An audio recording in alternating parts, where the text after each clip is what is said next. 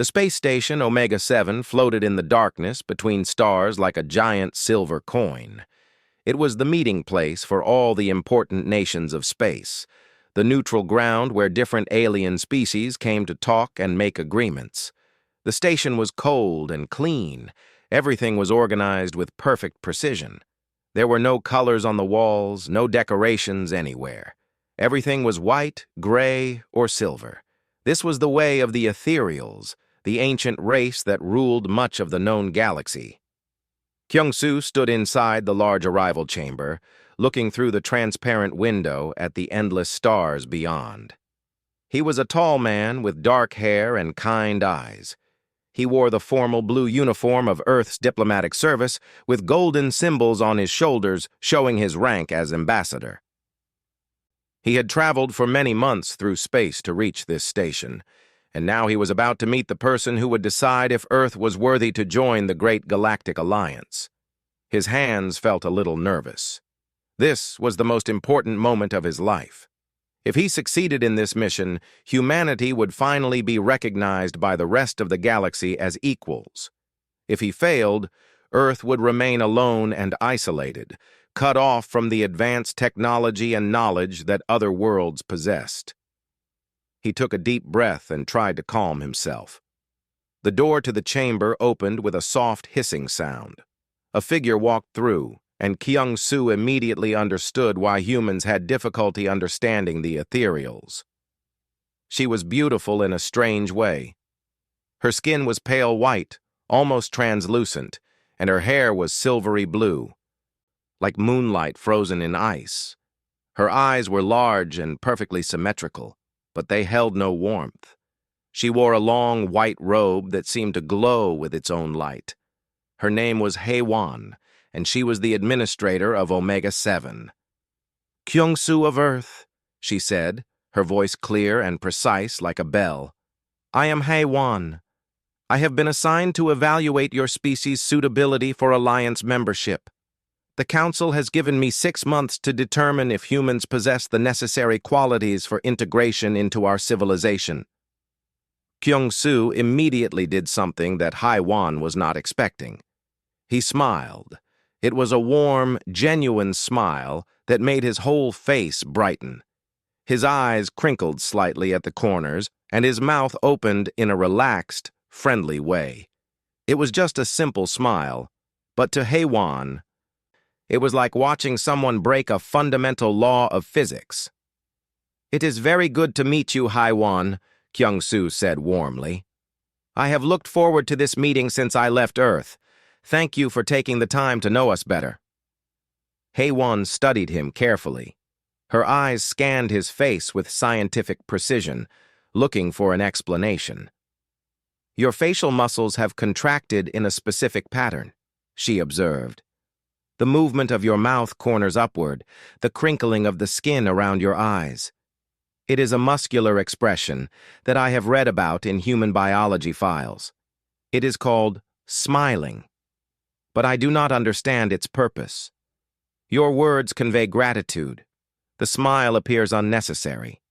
Why did you choose to perform this action?" Kyung-soo's smile grew even wider. "Because I am happy to meet you," he said simply. "On Earth, we smile when we feel good emotions. It shows other people that we are friendly and that we like them. It is how we share our feelings without using words." This explanation did not make sense to HFY. She had studied human behavior for years, reading every scientific paper and psychology book about human nature. But reading about emotions was very different from seeing them displayed in front of her. She filed this observation away in her mind for later analysis. She would need to understand this human better. "Come," she said, her voice still perfectly neutral. "I will show you to your quarters and brief you on the evaluation process." As they walked through the corridors of Omega-7, Kyung-soo continued to smile at HFY whenever he caught her eye. Sometimes he smiled at the other ethereals they passed, though they did not smile back. They simply stared ahead with their blank, perfect faces. HFY found herself watching him constantly, trying to predict when the smile would appear and wondering what it meant. Over the following weeks, the evaluation process began in earnest. Kyung-soo attended meetings with various ethereal committees. They asked him questions about Earth's history, human technology, human government, and human capabilities. They wanted to know if humans were logical enough, intelligent enough, peaceful enough to deserve a place among the stars. But no matter where Kyung-soo went on the station, whenever he encountered Hae-won, he would smile. And Hae-won found herself arranging her schedule so that she would see him more often than was strictly necessary for the evaluation. She told herself it was for research purposes. She needed to observe him more thoroughly to complete her report. But deep inside, in a place she did not yet understand, something else was happening. One day, Hae-won asked to meet with Kyung-soo privately in her office. The office was very large and very empty. There was a desk, 2 chairs, and nothing else. Hae-won sat behind her desk, her posture perfect, her face calm. Kyung-soo sat across from her. "I have been analyzing the data from your meetings with our committees," Hae-won said, reading from a screen in front of her. "Your answers to our questions show that humans possess adequate intelligence and reasonable understanding of logic and science. However, there is one aspect of human behavior that concerns our council. Your species is driven largely by emotions. You make decisions based on feelings rather than pure logic. This is considered a significant weakness." Kyung-soo listened carefully. He knew that the ethereals had eliminated emotions from their species thousands of years ago. They believed that emotions were primitive and illogical, a remnant of their evolution that needed to be overcome. "Hae-won," he said gently, "emotions are not our weakness. They are part of what makes us human. They drive us to protect people we love, to create beauty, to help others even when it does not benefit us directly. These things have kept our species alive." Hae-won did something unusual. She paused. For just a moment, a fraction of a second, her perfectly calm expression changed. Her eyes widened slightly, and her hand moved as if she was going to reach forward but then stopped. "That is illogical," she said, but her voice was different now. It was not quite uncertain, but it was not as perfectly confident as before. "Perhaps," Kyung-soo said, and he smiled again. "But look at me, Hae-won. I am here, on this station, risking everything for my people. I am doing this because I care about them. I love them. My emotions make me stronger, not weaker." Hae-won turned away and looked out the window at the stars. Kyung-soo could not see her face, but he noticed that her hand was trembling slightly. She had never trembled before. "The evaluation continues," she said quietly. "You may return to your quarters." As Kyung-soo stood to leave, he turned back one more time. He smiled at her, and this time, his smile held something deeper. It held hope. It held the beginning of something that would change both of them forever. That night, Hae-won did not sleep. She sat at her desk, running analysis after analysis on her data about Kyung-soo, searching for the logical explanation for his behavior.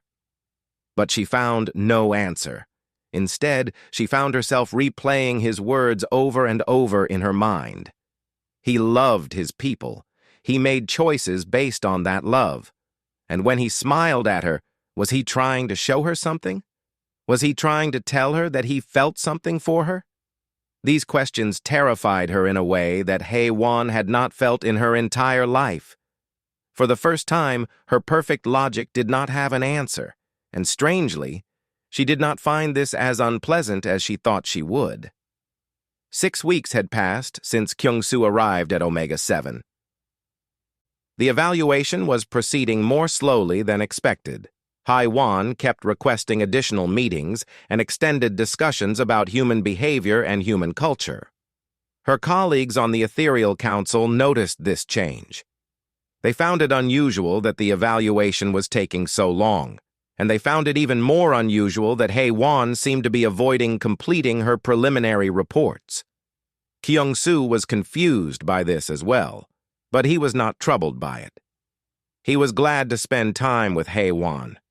Every meeting with her felt different from all the other meetings on the station. With the other ethereals, he felt like an insect being studied under a microscope. Their questions were cold and analytical, but with HFY, he felt like she was truly trying to understand not just what he was, but who he was. One evening, HFY asked Kyung-soo to meet with her outside the official conference rooms. She asked him to join her in the observation deck, a large room with windows that looked out into space. This was highly unusual. Ethereals did not socialize outside of official channels. They did not do things just to enjoy company. But HFY was beginning to realize that she wanted to do things differently. When Kyung-soo entered the observation deck, he found HFY standing before the vast darkness of space. She stood very still, looking at the stars. She did not turn to face him when he entered, but she spoke to him. "I have been analyzing all available data on human emotional expressions," she said, her voice quiet and thoughtful. "I have downloaded and studied 18,000 hours of human video and imagery. I have read 3 million documents about human psychology, human history, and human art, and I still do not understand the most basic aspect of your behavior." Kyung-soo walked closer to her. He stood beside her, looking out at the same stars she was looking at. "What is it you do not understand?" he asked gently. HFY turned to face him then, and for the first time, Kyung-soo saw something in her eyes that might have been confusion, or might have been something else entirely. Her pale face was still beautiful, but now it seemed less like a sculpture and more like a living thing. "Why do you always smile when you see me, human?" she asked. Her voice was urgent now, desperate almost. "Every time you enter a room and see me, your facial muscles contract in that same pattern. I have recorded it happening 63 times over the last 6 weeks. This behavior is not random. It is a deliberate choice. I need to know the reason. From a purely scientific standpoint, the explanation is important." Kyung-soo took a moment before answering. He knew that this was an important moment, perhaps the most important moment of the entire mission. He could give her a simple answer, something logical that would not frighten her or confuse her further. But HFY deserved better than that. She was reaching out, asking questions, stepping into unknown territory. She deserved honesty. "Because I want to," he said simply. "When I see you, I am happy. That smile is real. It comes from genuine feelings. HFY, I smile at you because you matter to me." The observation deck was perfectly silent. Even the hum of the station's systems seemed to fade away. HFY's eyes widened, and her hand moved to her chest as if she could feel something happening inside her body. "I do not understand," she whispered. "How can I matter to you? You have known me for only 6 weeks. I have performed no actions that would logically lead to emotional attachment. I have done nothing to earn your affection." Kyung-soo smiled at her, and he took her hand. Her skin was cool and smooth, but it was not cold. It was alive.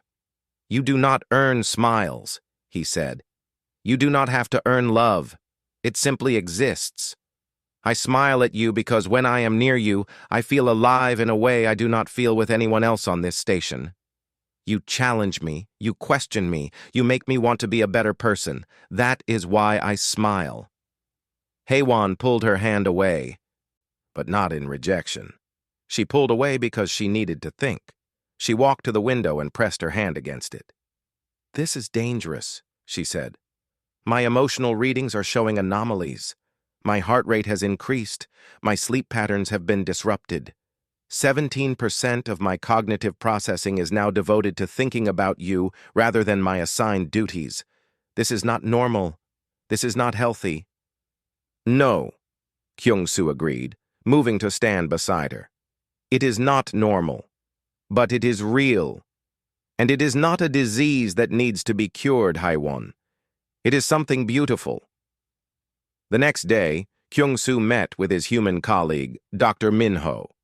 Minho was a scientist who had accompanied Kyung-soo on the mission. He was worried about his friend. "You are taking a terrible risk," Minho said, his voice low so that no one else in the station's corridor could hear. "The Ethereal High Council does not approve of interspecies fraternization. If they discover that you have developed romantic feelings for Haiwan, they may reject Earth's application for alliance membership. You could ruin everything."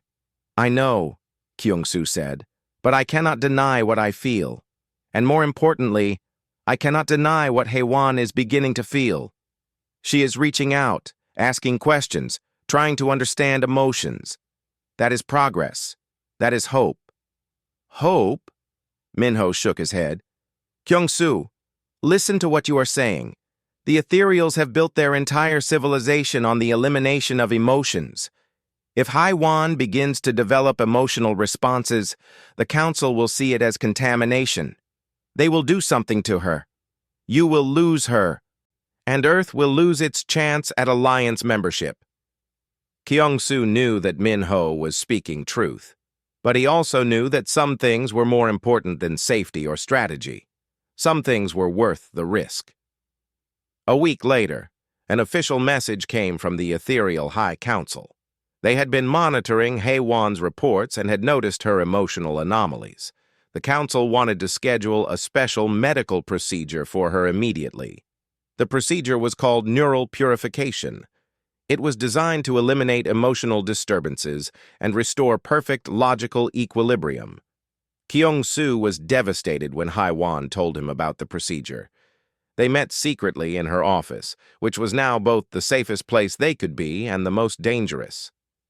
"I cannot go through with the procedure," Haiwan said. And Kyung-soo heard fear in her voice for the first time. "After our conversations, after learning about emotions and feelings, the thought of having them removed from me feels like dying. But I also cannot defy the council. I have no choice." Kyung-soo stood and took both her hands in his. "There is always a choice," he said firmly. "Come with me, Haiwan. We can leave this station. We can find a way to get you to safety. You have awakened to emotions, to the possibility of feeling real joy and connection. That is your right. Do not let them take that away from you." Haiwan looked at their joined hands. She had never held hands with anyone before. The sensation was overwhelming. She could feel the warmth of his hands, the pulse of his blood, the realness of his existence. She realized that she did not want to lose this. She did not want to return to the cold, empty existence she had known before. "If I do this," she said slowly, "there is no going back. I will be cast out from my entire civilization. I will lose everything I have ever known." "But you will find something better," Kyung-soo said. "You will find the truth about what it means to be alive. You will find connection and meaning and love. I promise you, Haiwan, I will not let you face this alone." Haiwan made her decision in that moment.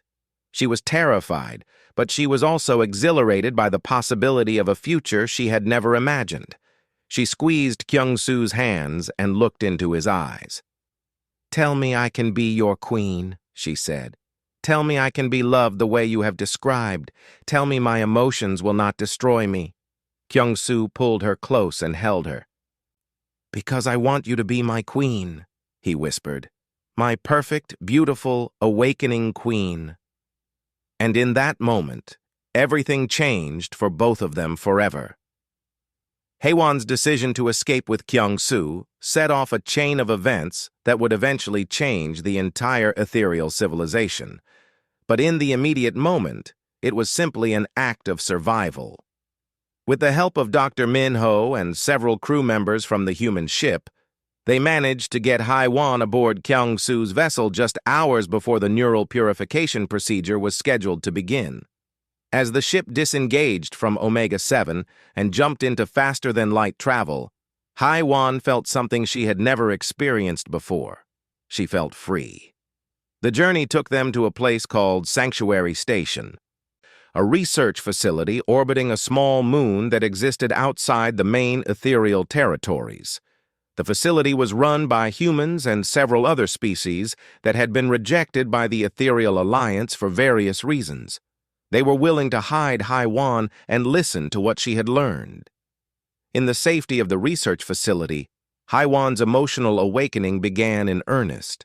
She experienced things one after another, like a person learning to see colors for the first time in their life.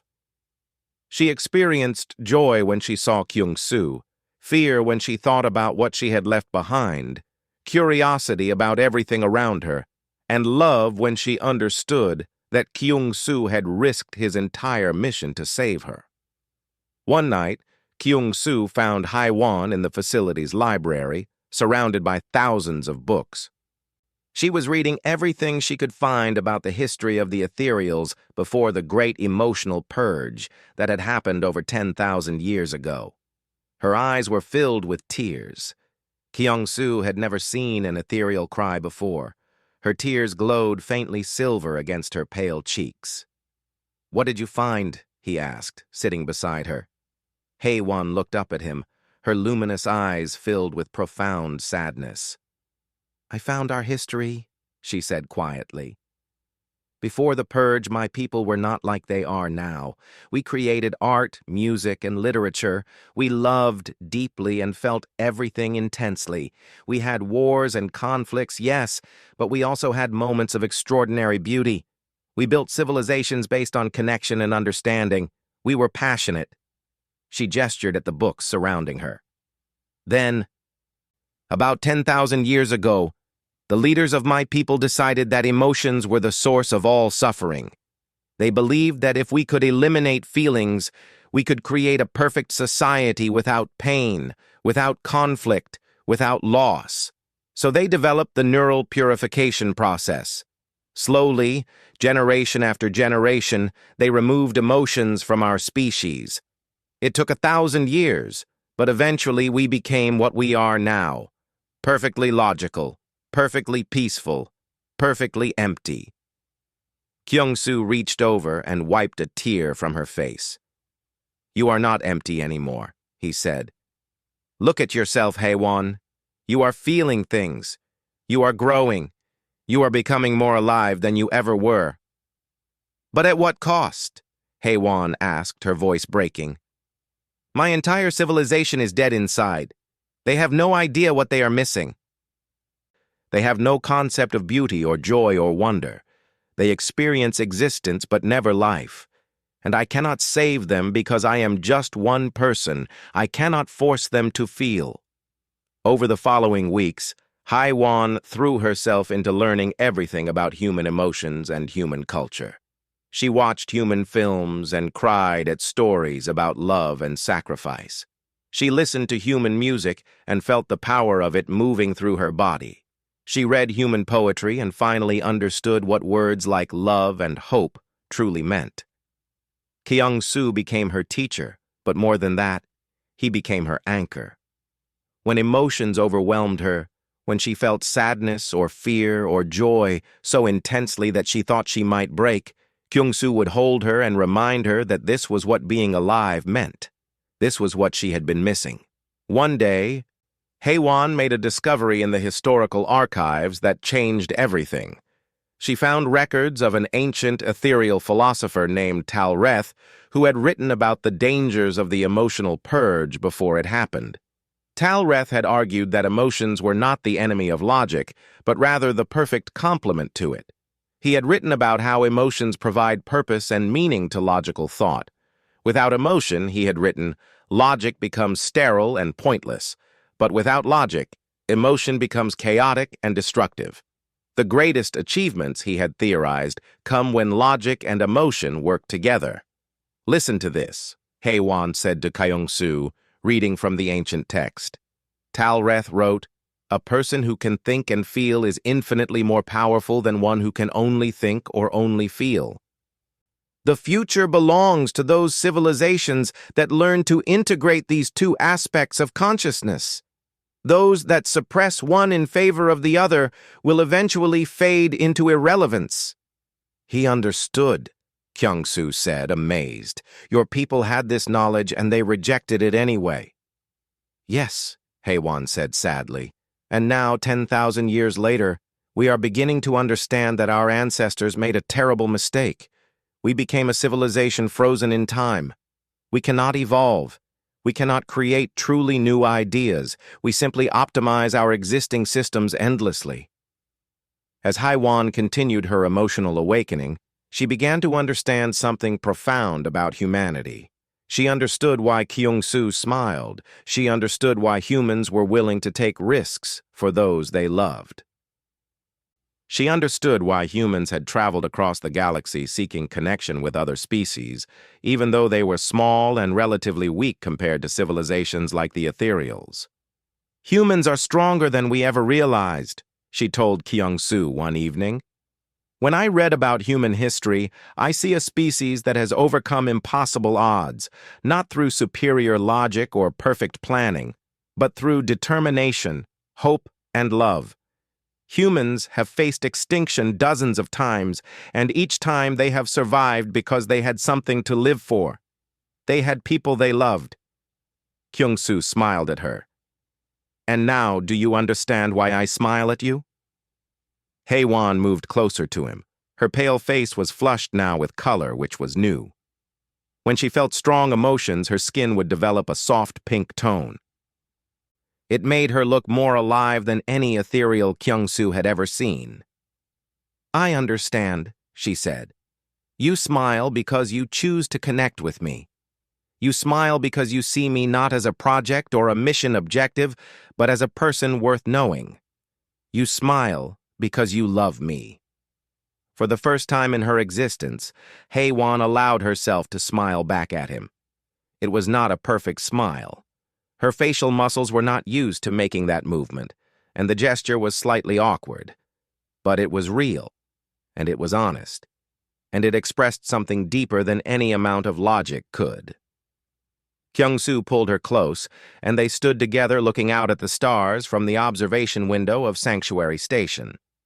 In that moment, they both understood that they were no longer individuals caught between two civilizations. They were something new. They were the beginning of a bridge between logic and emotion, between the ancient perfection of the ethereals and the passionate vitality of humanity. And they both knew that this bridge would change everything. 6 months after Haewon's escape from Omega-7, the Ethereal High Council issued a formal declaration that she was dead to them. She had violated the fundamental laws of ethereal society by refusing neural purification and developing emotional instability. The council announced that any other ethereal who came into contact with her would be immediately subjected to the same purification procedure. She was effectively erased from their civilization. But the council was not finished. They also announced that Earth's application for alliance membership was being rejected. The reason was simple. The human ambassador had proven that humans could corrupt ethereal stability and spread emotional contamination. Humans were deemed too dangerous to allow into the greater galactic community. The news devastated Kyung-soo. He had failed in his primary mission, and he had condemned his entire species to continued isolation. But Haewon refused to let him despair. She had been thinking carefully about what had happened, and she had come to a bold conclusion. "We have to present our case directly to the High Council," she said to Kyung-soo, Minho, and a small group of trusted advisors. They were gathered in a secure room in Sanctuary Station. "Not to defend ourselves, but to present a completely new argument for why Earth should be admitted to the Alliance. An argument based on what I have learned. The Council will never grant us an audience," Minho protested. "You are declared a contaminated entity. Kyung-soo is considered a corrupter of ethereal stability. The moment you set foot on Ethereal Prime, you will be arrested." "Then we will give them no choice," Haewon said, her luminous eyes burning with determination. "We will go before the Council and force them to listen. We will make them understand that they have made a catastrophic mistake." The journey to Ethereal Prime was dangerous. The planet was heavily guarded, and there were automated systems designed to prevent unauthorized ships from landing. But Kyung-soo had friends in the diplomatic corps, people who owed him favors, and slowly they managed to get clearance for his ship to approach the planet's surface. When Kyung-soo and Haiwan stepped out of their transport in front of the Great Crystal Hall where the High Council met, they knew they were walking into danger. Security forces immediately surrounded them, their weapons drawn. But Haiwan addressed them with complete calm and authority. "I am Haiwan, administrator of Omega-7, she said, her voice steady and strong. "I am here to present crucial information to the High Council regarding the decision to reject Earth's alliance application. According to Protocol 737, any ethereal can request an emergency hearing before the Council if they possess information that affects the survival and prosperity of our civilization. I am exercising that right." The guards hesitated. Protocol was sacred to the ethereals, and Haiwan was technically correct. A guard commander communicated with the council chambers, and after a few tense moments, permission was granted. Kyung-soo and Haiwan were escorted into the grand chamber, flanked by guards at every step. The High Council sat in a perfect circle, 18 ancient ethereals whose faces showed no expression whatsoever. They looked like beings carved from crystal. One of them, an older male named Kor-eth, addressed Haiwan with cold precision. "Your neural signature shows severe emotional contamination," Kor-eth stated. "Normally, this would warrant immediate purification. However, you have invoked the emergency hearing protocol. The Council grants you a brief window to present your information. Speak, and then you will be taken for treatment." Kyung-soo stepped forward, but Haiwan held up her hand. "No," she said quietly. "Let me speak first." Haiwan walked to the center of the council chamber. She was trembling now, and her skin had taken on a deep pink flush from her emotional intensity, but her voice remained clear and powerful. "I have learned something in my time away from our civilization," she began.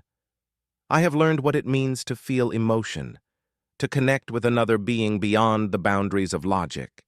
And I have learned something that contradicts everything our people have believed for 10,000 years. I have learned that emotion is not our weakness. Emotion is our greatest strength." A ripple of shocked silence moved through the chamber. Haiwan continued, "I studied our history before the emotional purge. In those days we were not perfect, but we were alive. We created art and music and literature. We built wonders because we felt passionate about building them. We solved problems because we cared about helping others. We survived impossible hardships because we loved people worth surviving for. Yes, we had conflicts and suffering, but we also had achievement and growth and meaning."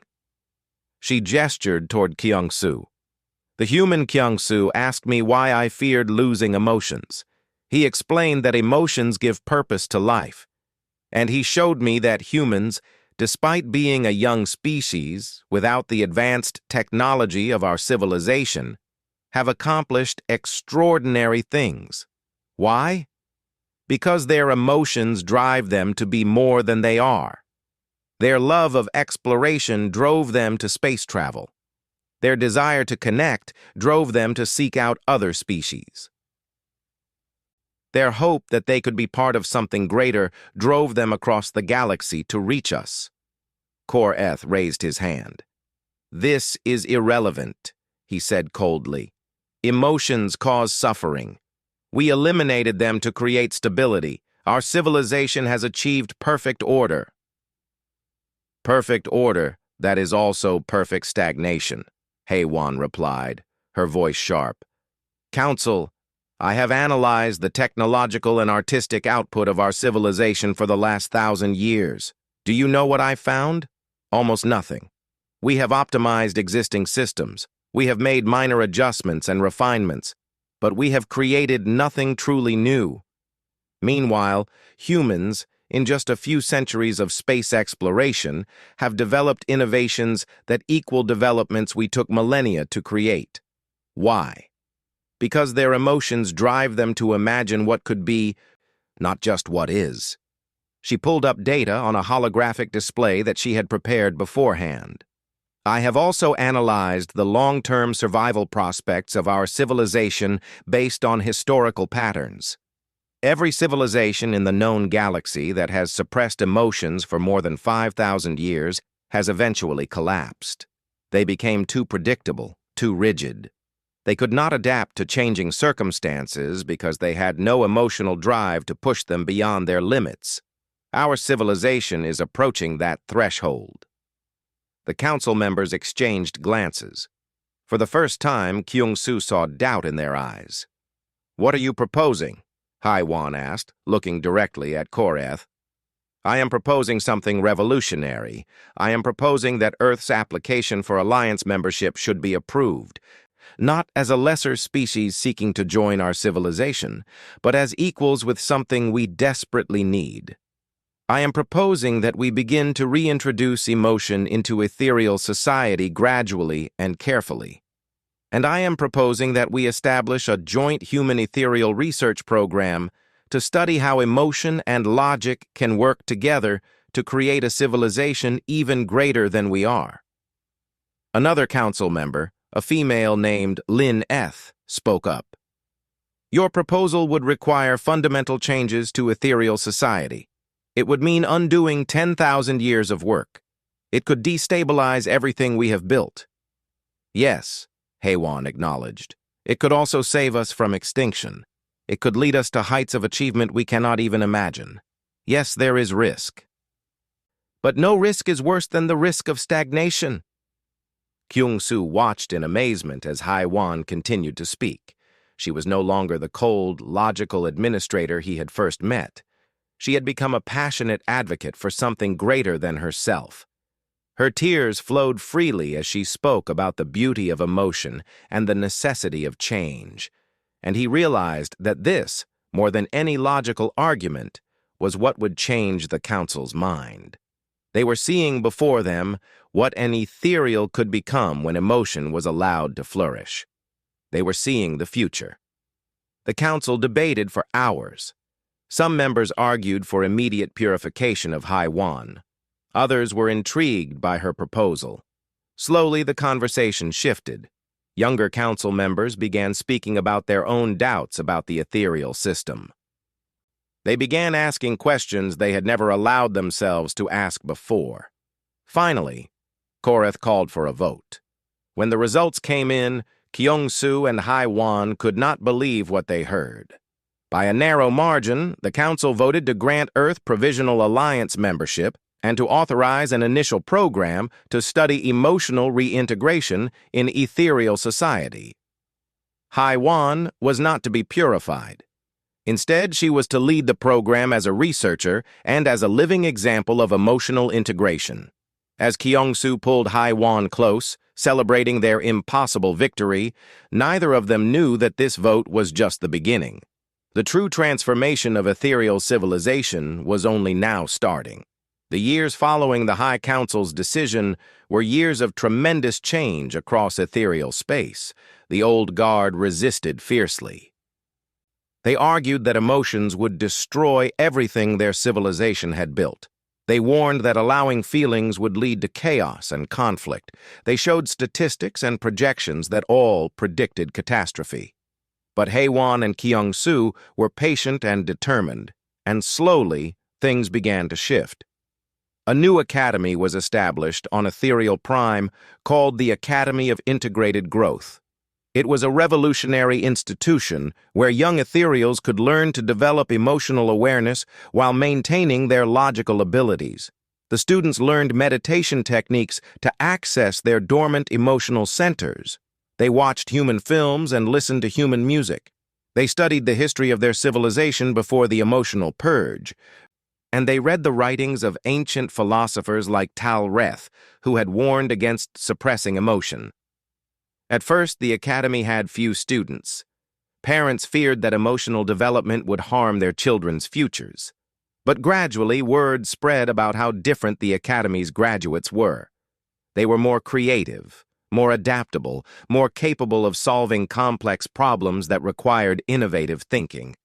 Slowly, more young ethereals began to apply. But not everyone was happy with the changes.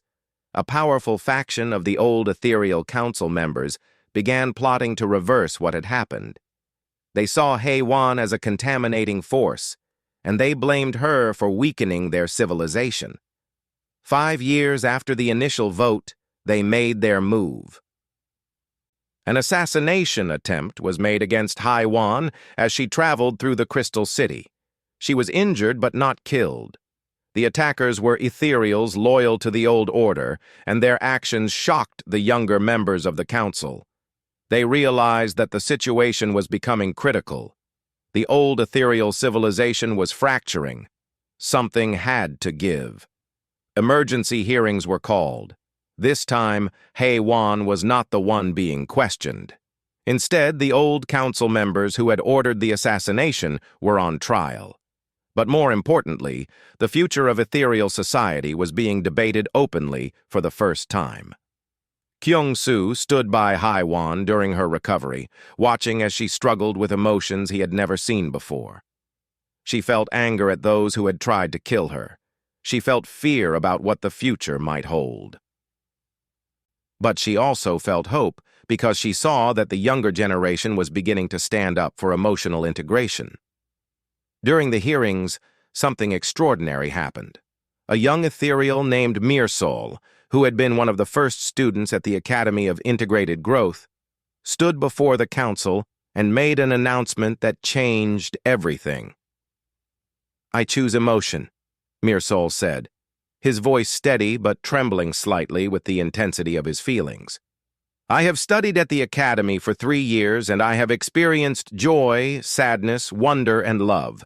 Yes, these feelings are sometimes painful, but they are real, and they are true, and they make my existence meaningful. I stand before this council not as a purified, ethereal following logic, but as a person with emotions who still possesses logic. And I say that I am stronger than I have ever been." When Mirsol spoke these words, something broke open in the assembly. Other young ethereals stood up, one after another, declaring that they too wanted to experience emotion. They too wanted the chance to grow beyond the limitations that had been imposed on them for 10,000 years. The old council members who had opposed the changes demanded that all these young ethereals be submitted for neural purification immediately. But the younger council members refused. They called for a general assembly of all ethereals on Ethereal Prime, something that had not happened in thousands of years. 3 weeks later, the General Assembly convened. It was held in a vast amphitheater built to hold the entire population of the capital city. Thousands of ethereals gathered, their pale faces watching as the debate unfolded. HFY was invited to speak, and though she was still recovering from her injuries, she stood before her entire people and told them the truth about what she had learned and experienced. She spoke about Kyung-soo's smile and what it meant. She spoke about the joy of creation and the satisfaction of genuine connection. She spoke about the risk and the beauty of being truly alive. "For 10,000 years," she told her people, "we have believed that emotion is weakness. We have believed that the elimination of feeling is the path to perfection. But we were wrong. We were profoundly, fundamentally wrong." HFY's voice was powerful now, and her skin glowed with deep color as her emotions moved through her. She was the most alive any ethereal had ever been, and many in the assembly found themselves unable to look away from her. "Yes," she continued, "emotions cause pain. Yes, feelings can lead to conflict and suffering, but they also cause creation and connection and meaning. An ethereal with emotions is not weaker than a pure ethereal. An ethereal with emotions is more. We are more capable, more adaptable, more truly alive." Then Kyung-soo was invited to speak. The humans in the assembly were shocked when he was allowed to address them, but the younger ethereals had insisted on it. He walked to the center of the amphitheater and stood beside HFY, taking her hand. "I came to your world to ask for alliance membership for my people," he said, his voice clear and strong. "I came as an ambassador seeking to convince you that humans were worthy. But I have learned that this was backwards. Humans are not here to prove ourselves to the ethereals. Humans are here to remind you of something you forgot. We are here to show you that the most powerful force in the universe is not perfect logic. It is love." He squeezed HFY's hand.